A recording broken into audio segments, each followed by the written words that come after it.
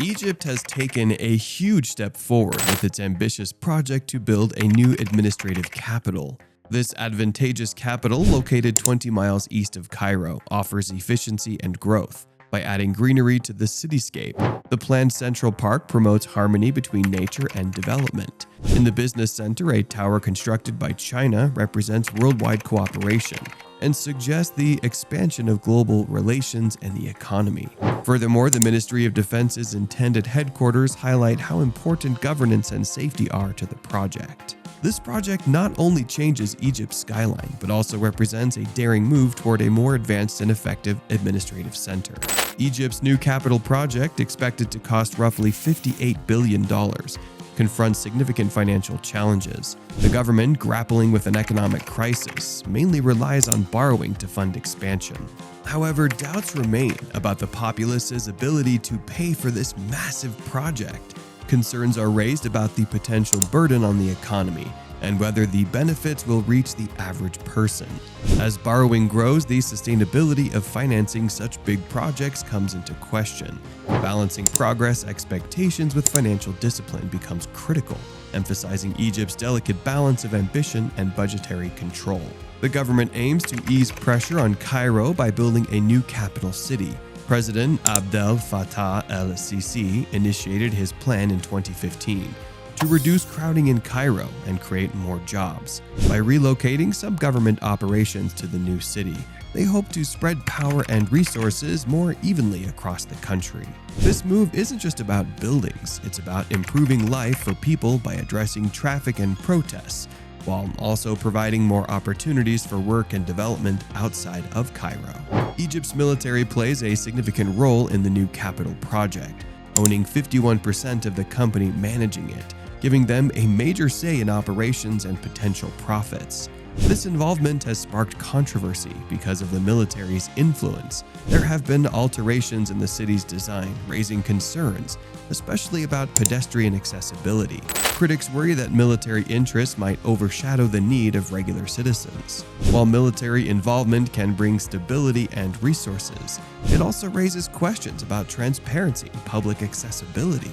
The budget for the project has ballooned from $45 billion to $58 billion for just the first phase, posing significant challenges.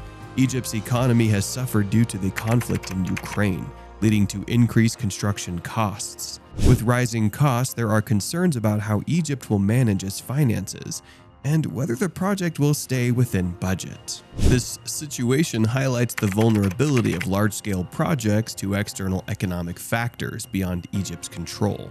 Rising costs mean less money for other critical areas like healthcare and education. Effective expense management becomes crucial to ensure the project's success without further straining Egypt's already fragile economy. Egypt spent $8.5 billion expanding the Suez Canal, hoping for a significant revenue boost. However, things haven't gone as planned. The expected revenue from the canal hasn't materialized. The situation is troubling because Egypt was counting on that extra income to help the economy grow. The expansion was supposed to attract more ships and bring in more money from tolls, but that hasn't happened as quickly or as much as they hoped. Now, Egypt must determine what went wrong and how to rectify it. They need to find ways to make the canal more profitable or develop alternative strategies to compensate for the revenue shortfall. Economists are concerned that Egypt might not be able to afford the new capital, especially with inflation and the decreasing value of their currency. Many worry because many Egyptians won't be able to afford to live in the new city. This raises questions about who will benefit from the project and whether it's worth the cost. If most Egyptians can't afford to live there, it could exacerbate inequality and hinder the new capital's success. The success of Egypt's new capital is not only about its buildings, but also linked to diplomacy.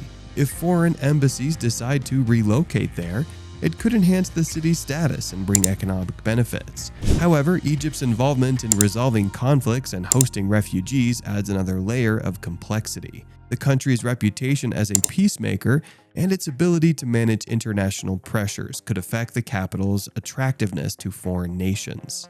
Additionally, hosting refugees could strain resources and infrastructure, impacting the city's development. Egypt needs to balance its diplomatic responsibilities with the practical challenges of hosting a new capital to ensure its long-term success on both domestic and international fronts. Egypt is seeking financial assistance from the Gulf states and the International Monetary Fund, or IMF, for its new capital project. Meanwhile, the company managing the project plans to sell shares to the public (IPO) in 2024. However, there are concerns about whether the project will be completed and how much it will benefit the economy. Some doubt whether the new capital will attract enough investors to make the IPO successful. Others worry that even with financial aid, Egypt might struggle to complete the project on time and within budget. It's a delicate balance between securing funding and ensuring the project's viability, with uncertainties lingering over its ultimate economic impact. POMED's report uncovers how the new administrative capital, NAC, operates behind closed doors, exposing a lack of transparency and favoritism toward those close to the regime. It reveals how money and benefits primarily flow to insiders of the government and companies with connections, both domestic and foreign. This suggests that instead of being fair and open, the project seems to serve the interests of a select few.